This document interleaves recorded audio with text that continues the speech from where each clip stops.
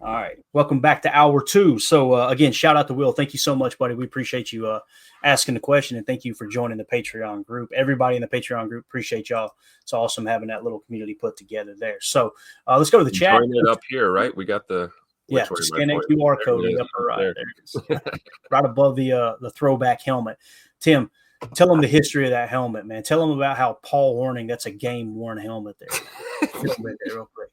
It's too early in the morning to be telling lies, Clayton. Come on now. Never let the truth get in the way of a good story, Tim. Go ahead. You got the that's a little Timmy worn helmet from my childhood. Back in the day when we were kids, Clayton, you got real helmets when you got your little Packer uniform set. Now they give you a plastic nacho bowl helmet looking thing. Poor kids. But no, that's my old Packer helmet from 1982 or 3, something like that.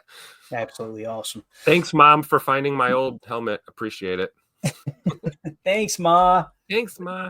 All right. Coach Lynn in the chat said Tyquan Thornton was just released. That's a second-round pick by the Patriots. I think we're doing just fine with our picks. And it's so good. It's so important to point that out, Coach, because we do, and I'm as guilty as anyone. Like you see something not pan out, go your way, and you've taken your eyes off of the rest of the league and all I don't want to say mistakes, but the misses that other GMs have. That's a real thing, right? And I think it is important for people to throw those up in the chat and for us to identify them as they come down the pike throughout the season, because teams miss all the time, man. And to be a good GM, you just want to miss less than other GMs. There's not a 100% success rate anywhere in the league as far as making these draft picks. I remember Tyquan Thornton, though. He was if I remember correctly, he was a smaller receiver, very, very fast, was going to be kind of a gadget guy. You can use him on jet sweeps, things like that. Just didn't work out there for the Patriots. And again, the only thing worse than making a bad draft pick is refusing to admit you made a bad draft pick. If it's a bad pick and he's not making your team better, got to move on. You did that with Amari Rodgers. You did that with obviously Josiah DeGuara eventually. Great dude in the locker room, just not very good at the football, at least what we were trying to accomplish here in Green Bay. When you miss on those picks, man, you've got to admit it for sure. So that's true. And you're looking for a GM that's going to hit more than he's going to miss. And I still feel like we're there with Goody. Obviously, Goody's had a couple stinkers over the years, but it's part of the business, right? You're not going to be perfect. Yeah. Prince in the chat, with Morgan out, Myers nursing an injury, they could get a little thin at interior offensive line. Just Monk available. We might see a little bit of Monk if somebody breaks a shoelace or something, right? Yeah. And again, them keeping Monk on the active roster of the 53, obviously they see a lot of upside in Jacob Monk. So and keep in mind, the one strong suit for this Bears team is their defense. So I'm assuming they're going to be working that offensive line of ours. So it's a great point by Prince, something to keep an eye on going into this game. Yeah, their defense is stout, and we're going to get to the PFF preview here in a second. I'm excited about it. Drew D said Lions are due for a slip-up soon. And Drew, it kind of happened last week too, right? And you can look at it two different ways. I'm with you. I don't think they're just like this immaculate team that some people think. I think they are a great football team, don't get me wrong. I think their record shows what they are. But you're right, man. You never know when a team's going to slip up. And the other thing, though, if you look at it from the other angle last week, Jared Goff throws 5 interceptions in that game, and you still won. That gives a team a little confidence too, Yep. And you're probably going to get Jared Goff's best game coming off of that because he feels like he let the team down. And the rest of the team is like, hey, look, guys, we can overcome anything. If you can overcome 5 interceptions, I'm just kind of playing devil's advocate here. But I think you're right, though, Drew. I think they are due for a slip up, man. Hopefully, that was incredible in that game because Houston just could not answer. I mean, all of those picks, how many of those 5 picks actually led to points? Right. That's why Detroit won that game. I mean, pick after pick after pick, and then you watched the Texans get 3 and out after 3 and out after 3 and out. And I think that's why the game ended up like that. Didn't Detroit have like 23 unanswered points or something like that in that game, And that was the slip up and it didn't hurt them. So hopefully someone can make them pay if they make those mistakes again. But I'm with you, man. I think they're probably going to correct those issues that they had knowing that team. Yeah. Deadfish in the chat said tomorrow starts the second half of the season with 4 games in 19 days a mini 9-day bye, and then the final 4 games. These next 19 days will say a lot as to how this season goes. And they're like basically the large majority of them, Tim, as we pull this schedule up here, are in prime time too, man. Let's see here. So you've got the Bears 1 o'clock, right?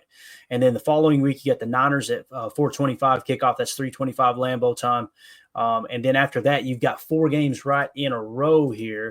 You're going to play the Miami Dolphins at Lambeau. That's going to be a Thursday night game.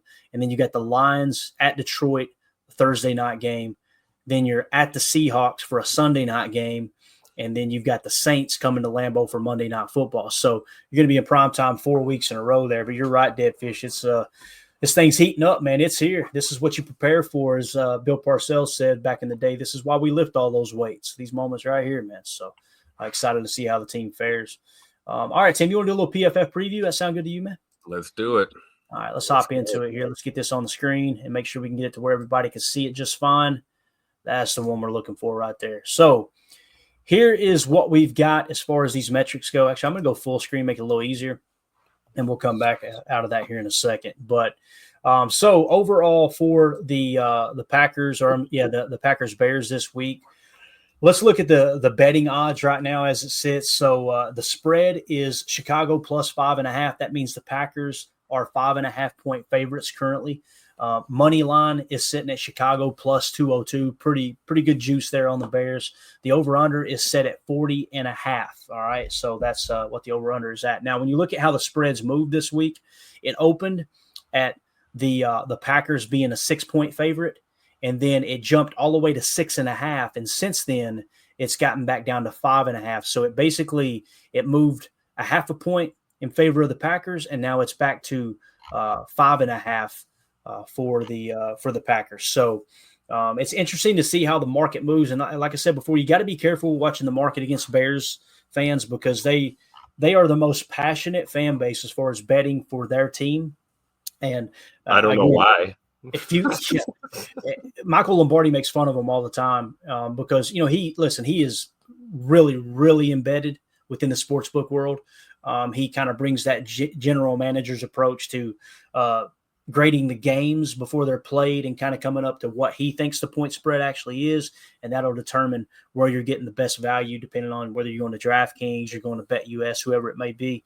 The way that he described it was like back when Mitch Trubisky was the MVP favorite as far as the betting, when I say that, the most money went on Mitch Trubisky to win MVP that year. And he's like, that tells you all you need to know about Chicago Bears and how they bet on football games. So that has definitely moved the line quite a bit. Just want to mention that. Now, as far as – Wait, can I mention something really quick before we move on? Absolutely. The Bears still suck. That's Dynamite drop in. Dynamite drop in, Monty. That broadcast school's really paid off.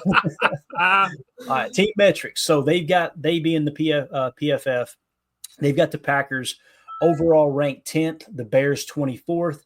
Power ranking on defense, they've got the Packers 19th, the Bears 7th. So that's what we've talked about all week, is them sitting there in the top 10 as far as power ranking. Many people would say they're a top 3 defense. Now, PFF's got them in the 7th spot. Power ranking on offense, the Packers are 13th, the Bears are 26th. Some would say the Bears are 32nd. So just keep that in mind as well. But the Packers have the edge there. Strength of schedule played so far, the Packers have played the 18th toughest schedule. The Bears have played the 32nd, Tim. Now, that's about to change, right? They've got their tough stretch coming up. That's what's wild to think about, is you're struggling right now. Wait till you get into these next 6 weeks, So average offensive snaps, the Packers have 68.6. The Bears have 70.4. Percentage of run plays, the Packers are at 45.5%. The Bears are at 36.8%, Tim. Like how the hell do you have one of the best defenses in the league and you're only running the ball 36.8% of the time? Don't answer that question, but you just answered the question of why are you a bad football team? You know what I'm saying? Like, take some pressure off of the rookie quarterback, man. Yeah, good luck with that. No doubt. Percentage of pass plays, obviously the Packers 54.5%. The Bears are throwing the ball 63.2% of the time. Your EPA per run on running plays, the Packers are minus 0.04 and the Bears are minus 0.12, so significantly worse running the football are the Bears as opposed to the Packers. And then EPA per pass, the Packers are at a positive 0.11. The Bears are at a negative 0.10. So that's how that shakes up there. Tim, you hit the nail on the head earlier. If you really want to simplify what's going on with this game, the Bears got a great defense. They got a horrible offense. The Packers have a great defense, and they've got kind of a above out average, maybe good defense. You know what I'm saying? So that's kind of how we're sitting right now. And again, the key is going to be takeaways, and that's where you got to look at this game and say it's a little bit of a wild card because the Bears are damn good at taking the ball away. I think they're third in takeaways currently right now. So the Packers are right up there in the top three too. So this will be a good game for Jordan to literally get his legs under him again, and hopefully we keep him clean today. But facing a team that desperately needs a win and has a pretty decent defense, this will be a chance for Jordan to go out there and play some mistake-free football. Hopefully we see a clean game from Jay Money. Yeah, no doubt. So as far as where the money lies in the spread, again, the Packers are 5.5-point favorites. That means the Bears are catching 5.5 points. On that specific bet there, you've got, does it even show? It's not even showing right now, is it? It's not showing the value cash. Where is that at usually? Looks like they've moved this around. Well, that's wonderful. Absolutely wonderful. All right, so the PFF projection is at minus 5.1, so they've got it a little bit closer than the 5.5 points.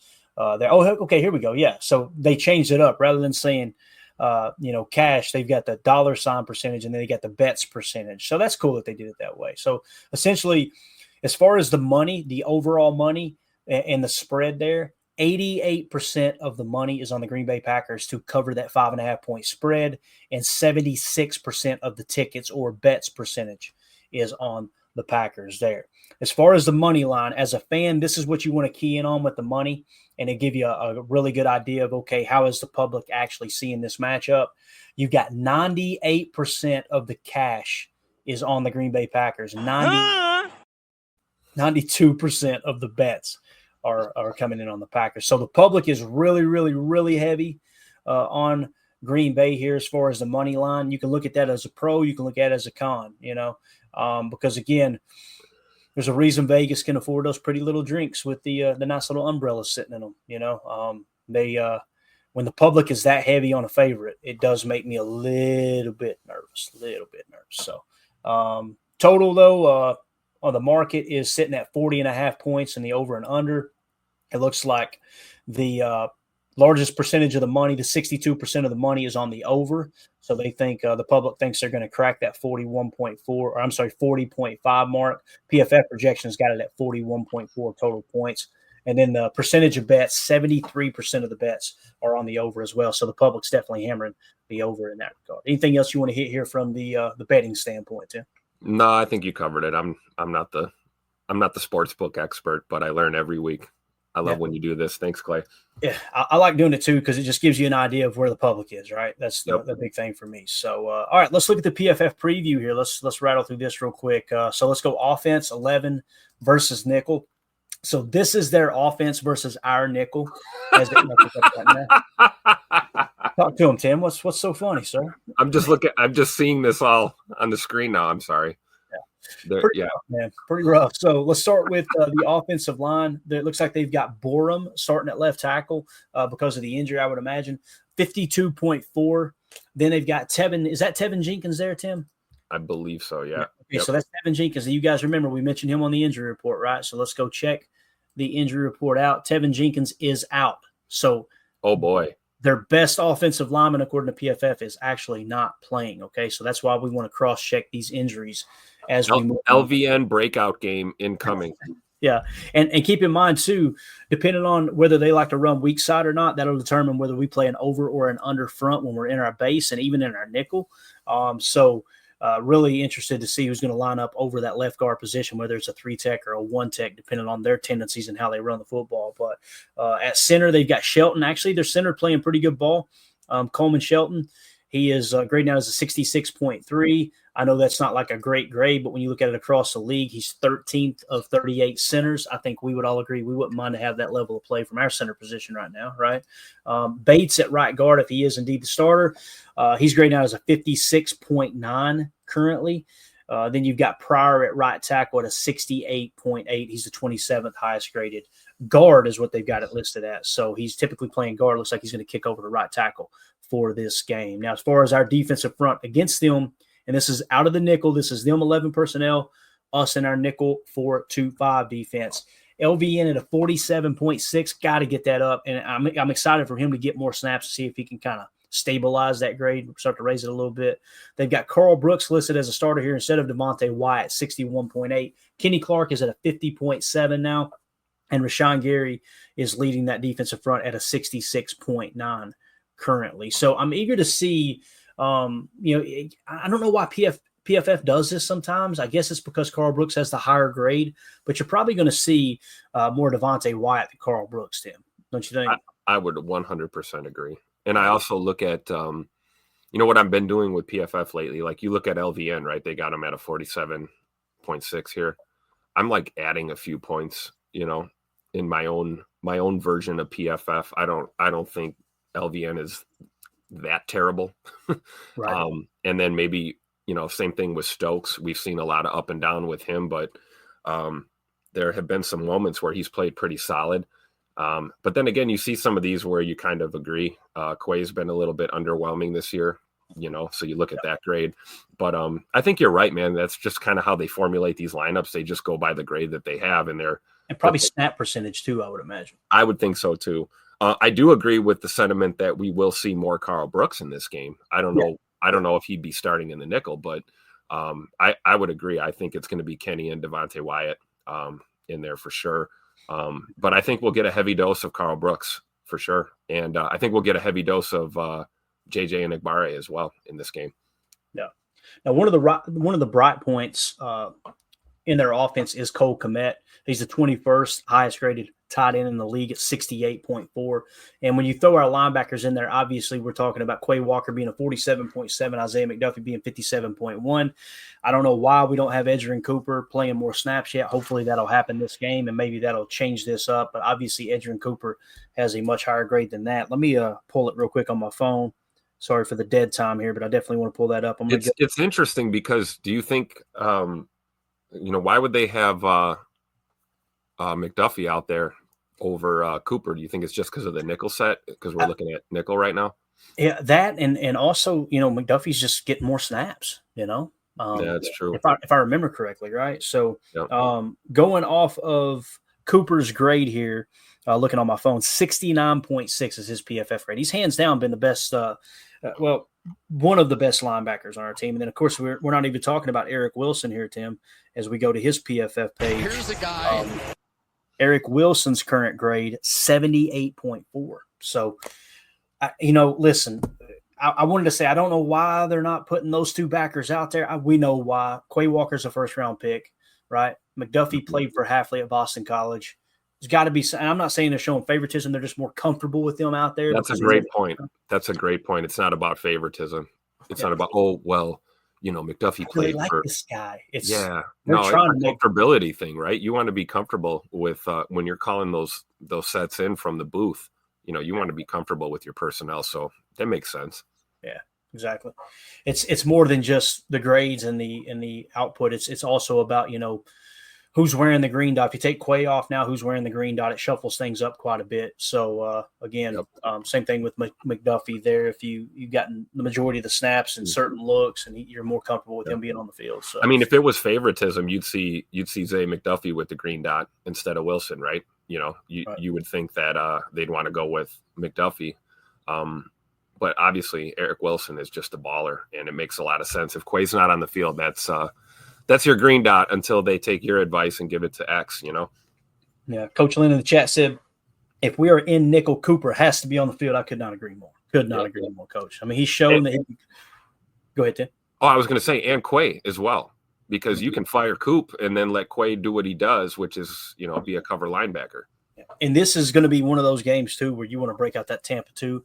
You want to mug the line, but only bring 4, really only bring 3, and have one watching that middle rush lane. I think you'll just continue doing what you're doing there and make things difficult on the quarterback. You jump up to a 2-score lead, turn the dogs loose like you did in Tennessee, right? That should be the goal here. So, All right, as far as, like I said, Cole Kmet, and you talk about the linebacker matchup, that's how that sits there. When you look at the wide receivers, they got DJ Moore, 65.7, Keenan Allen, 60.9, Rome Odunze, 62.0. Nothing great there at wide receiver. But when you look at the corners for the Packers, if Jair Alexander plays, 74.9 is his PFF grade. They got Eric Stokes at a 51.1. Keyshawn Nixon is in the slot here in this graphic, sitting at a 60.2. Now, the question will be, is Evan Williams healthy? Okay. If Evan Williams plays in this game, what you're probably going to see is Javon Bullard play slot and kick Keyshawn out to the boundary. That's what I'm thinking you'll probably see happen. Especially if Ja, for some reason, doesn't go. Yeah, exactly.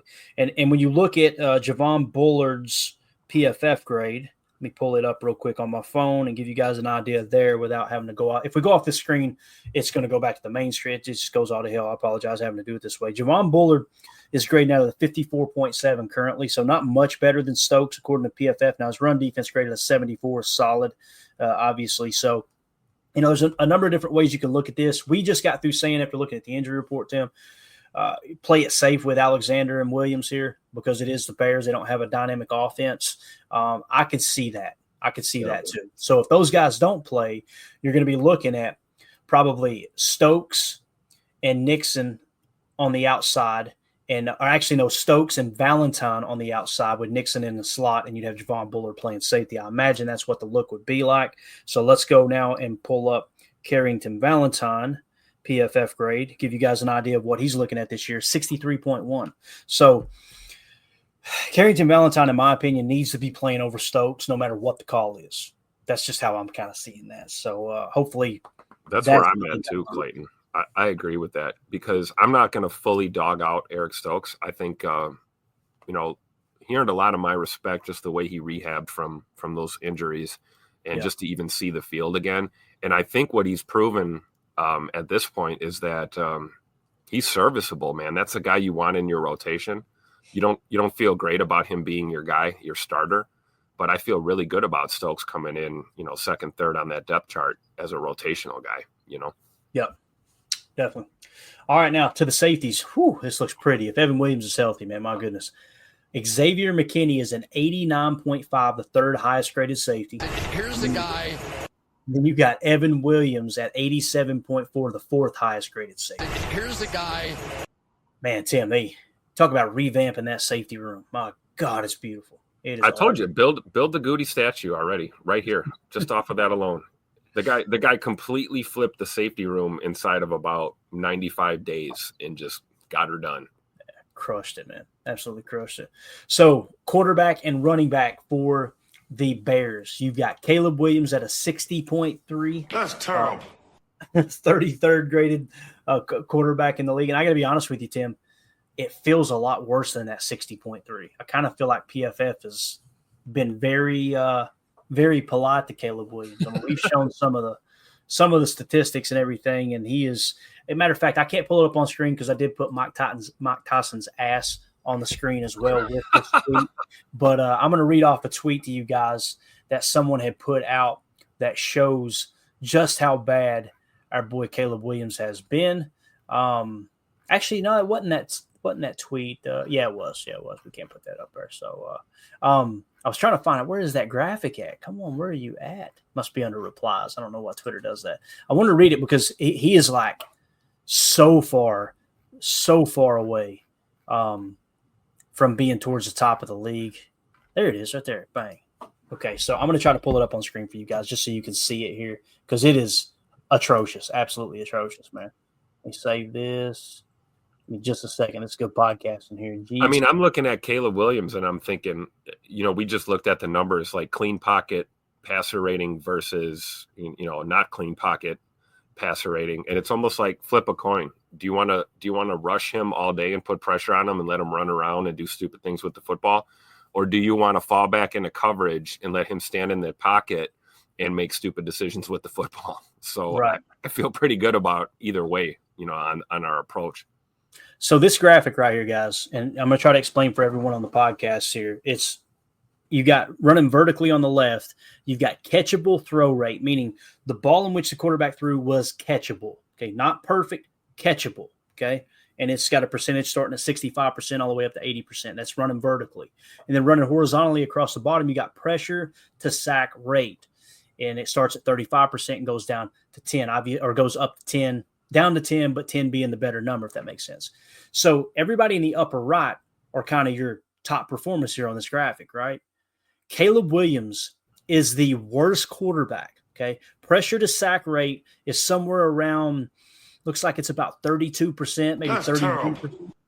And then his catchable throw rate is well below 65%. It's probably 63%. That's terrible. So he's inaccurate. He's, his pressure to sack rate is absolutely horrible. You see the guy holding on to the football way too long. Now, listen, there's some of it in the play call and design. I guarantee you they're going to try to tweak some things this week. We're probably going to get some red looks this week, Tim, and what that means is unscouted looks, things that we haven't prepared for because they do have a new OC stepping in as they relieve Shane Waldron of his duties. So just interesting to see. And, guys, it's not even close. If you could see this graphic for those on the pod, he is so far removed from every other quarterback in the league. I mean, it's worse than Justin Fields in 2022. It's worse than Zach Wilson in 2021. You guys remember how bad Bryce Young was last year? It's worse than him last year. It is just absolutely horrible. That's terrible. Yeah, thank you, Chuck. I agree. It is terrible. So, again, why did I mention all that? Because it's fun to make fun of the Bears, but also Caleb Williams, 60.3. That's a very generous grade, in my opinion. So, all right, that is the Bears. Actually, let's do this. Let's do one more. Let's go 12 personnel to our base, and let's see what changes here. Look at that base set. That looks a little bit better, don't it, Tim? You got Eric Wilson, 78.4, the ninth highest graded linebacker in football. Here's a guy. Edgerrin Cooper, 69.6, the 21st highest graded linebacker. So your base defense. Here's a dog. It's a lot better. Now, they don't get any better either when they go to their 12 personnel. Gerald Everett is their backup tight end that'll come into play. His overall offensive grade is a 45.9. That's some cheeks play right there. And then when it comes to their running back, you got DeAndre Swift. He's grading out as a 61.9 currently. Nothing to write home about. Let's see if that changes when we go back to nickel. I don't think it does. Maybe it does though.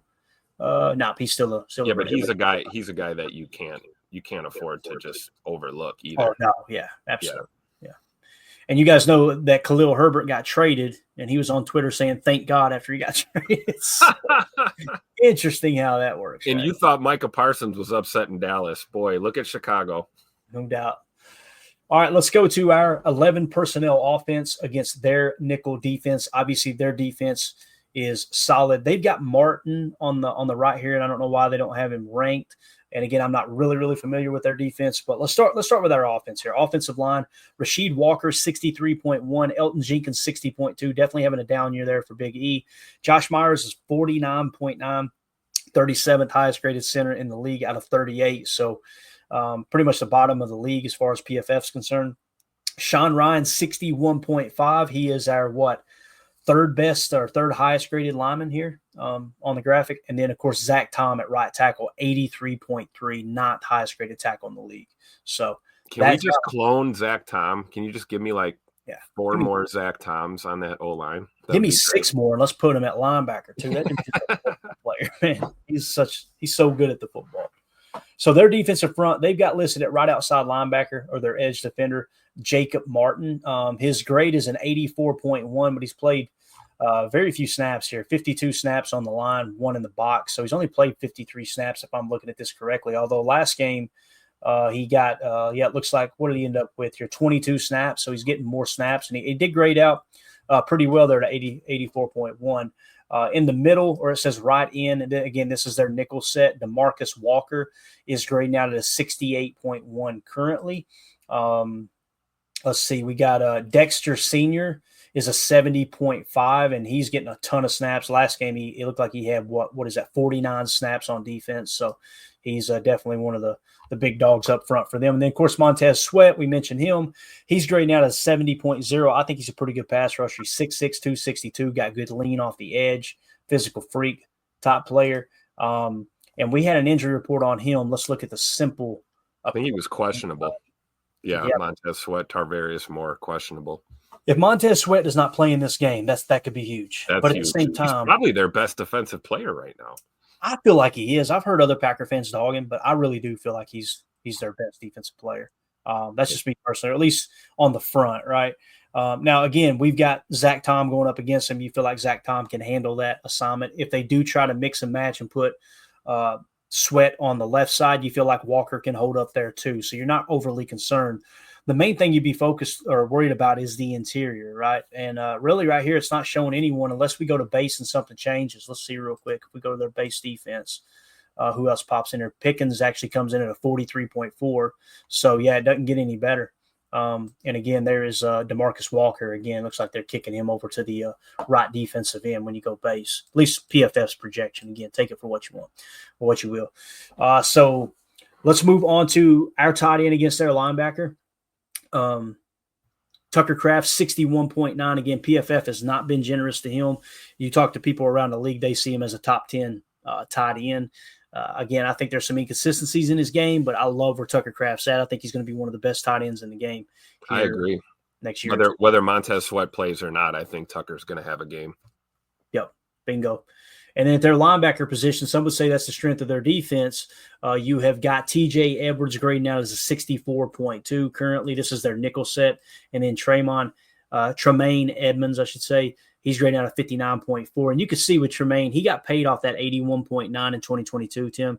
And every other year, 57, 59, 41, 48, 81.9, 56, 59.4. People were seeing these PFF grades go, I thought their defense was great.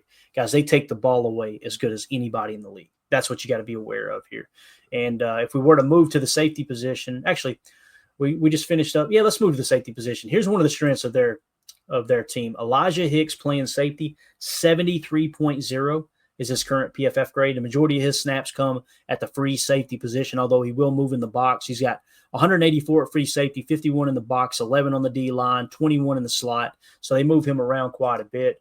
And then opposite him, you've got Kevin Byard, who's grading out at 82.3 currently. The majority of his snaps come at free safety, 344. He's got 142 in the box, though, and 55 in the slot. So their safety room, pretty stout. Again, Byard is the 9th highest graded safety, and Hicks is the 19th. Definitely not a game to throw a ball up in a triple coverage. No. Got to lean on that run, man. Got to protect the football. Got to. I want to see Josh Jacobs north of 25 carries in this game. Yeah. And when you look at their cornerback room, you've got Jalen Johnson's grading out of 73.9. I think he led the league in interceptions last year, so you got to be careful throwing the ball around him.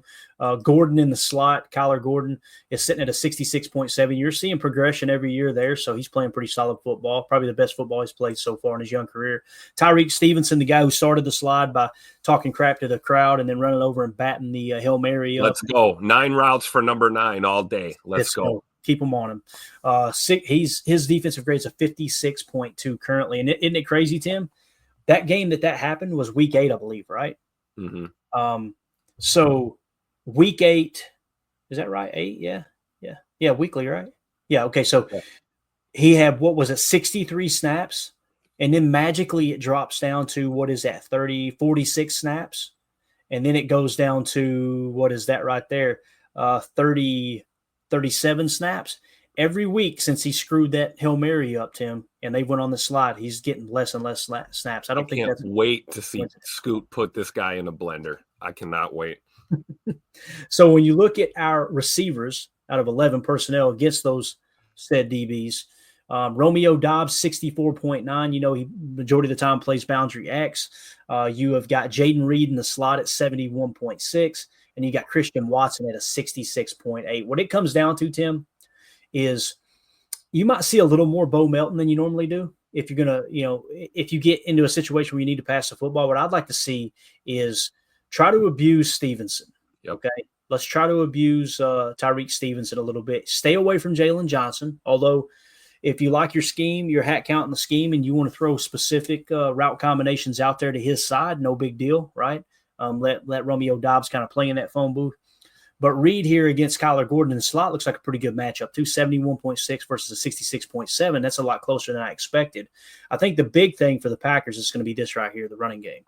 Josh Jacobs, 83.9, the sixth highest graded running back in the league. He's fourth in the league in rushing right now.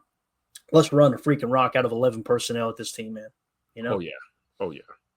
Please give me more. When you look at their base versus our 12, this is where it gets really interesting.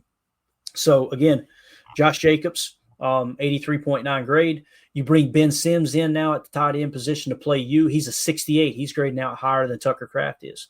And my man it's like they continue to put more on his plate. And I'm excited about Ben Sims. I talked about him a lot last year, 60.5, pretty damn good grade for a first-year player. And in 2024, he's climbed up to that 68.0. And again, we use him in that U position. He can play H. You can also flex him out a little bit and use him as a decoy. In that regard, you guys remember the wheel route earlier in the year.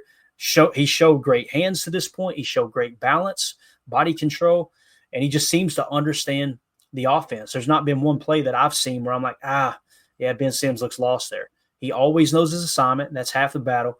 And we've seen him get a couple different pancake blocks when they bring him into this position that you're seeing here, playing what we call U. So if you guys are wondering what I'm saying, Y and U, Tucker Kraft is your traditional tight end. We refer to that as Y. Ben Sims would be the U, who he would kind of play. Sometimes they'll push him down in here into the wing spot. They'll put him in the backfield, part of that double sidecar, or even in a kind of that pistol set with him offset wing to be that lead blocker. So, and he's interchangeable as well because he's a versatile tight end, just like Tucker Kraft. I feel like he's a good complement to Tuck Norris out there. Yeah, definitely.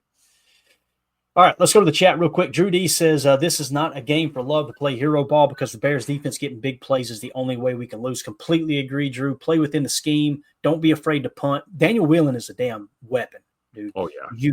Keep Caleb Williams pinned down inside his 10 and let them make the mistakes, and you lean on the run. Go down and get a field goal. Go down and get another field goal. Go down and get 7 points and just tighten that clamp on them, right? Yep. I would love to see Matt LaFleur defer in this game. I don't think it's going to happen. If he wins the toss, he'll probably take the ball again.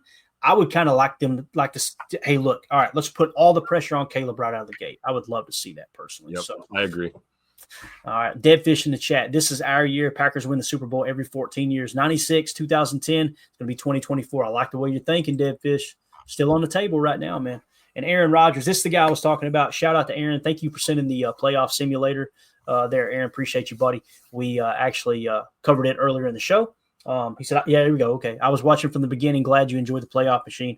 I've been using it for the past few years. Yeah, we'll use that moving forward, man. We appreciate you taking the time to send it over. It definitely kind of gives you, as like Tim said, as we get later in the season, it's going to become even more of a valuable tool. So appreciate you, buddy. All right, Tim. I think we've hit everything pretty extensively here. I was going to get into a little NFL Pro, but since we're up against the gun here as far as the time goes, we will hit that tonight. So if that's all right with you, we'll approach it that way and kind of get into that this evening. I love NFL Pro, by the way. NFL Pro is awesome, and some of the metrics they use. We'll hit on a lot of different things. We'll look at the point spread from their angle in DraftKings, all that good stuff. It looks like they got it at 5.5 as well, but we'll also show you the key insights and matchups for the Packers-Bears game coming up here. So awesome.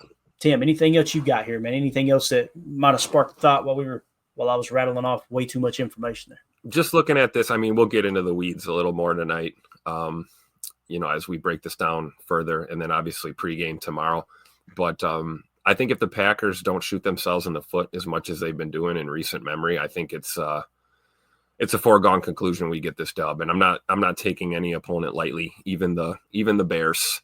But I think as long as we're not getting too cute in the red zone, Tupac LaFleur, no jet motion in the red zone, please. Just pound the rock. Just A-gap runs with Josh Jacobs, please, inside that red zone. But, same thing with the penalties.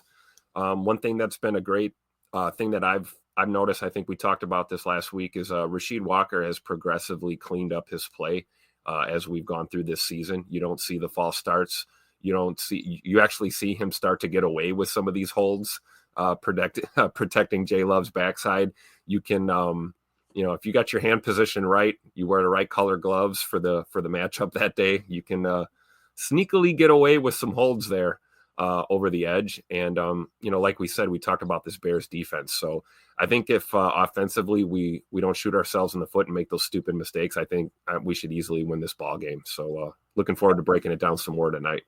Yeah, I think so too, man. You just gotta take care of the football. Got to control the middle eight, and like I said, let them make the mistakes. Don't be ashamed to come out of here and win by 4 points and not even cover the spread. Just get it done. Don't get cute. So we're on the same page for sure, Tim. Nick McSwain on the same page too. He says, even though this show sucks, y'all should still hit the like button. So we appreciate it, Nick. Y'all would hit that like button on the way out. That'll help boost the algae. And again, I've not been promoting that enough. And I hate doing it, but it is something that's vital to the channel. So thank y'all for putting up with that, as well as the ads, everything that goes into everything with the show. It's all a necessary. I don't want to say evil, but it's necessary to kind of keep things going. But with that being said, we'll be back tonight. If you want to help me out here, Tim, as we for those of you listening on the pod, thank you for making us a part of your day. As always, let's go out and be the change we want to see in the world. And go Pack Go.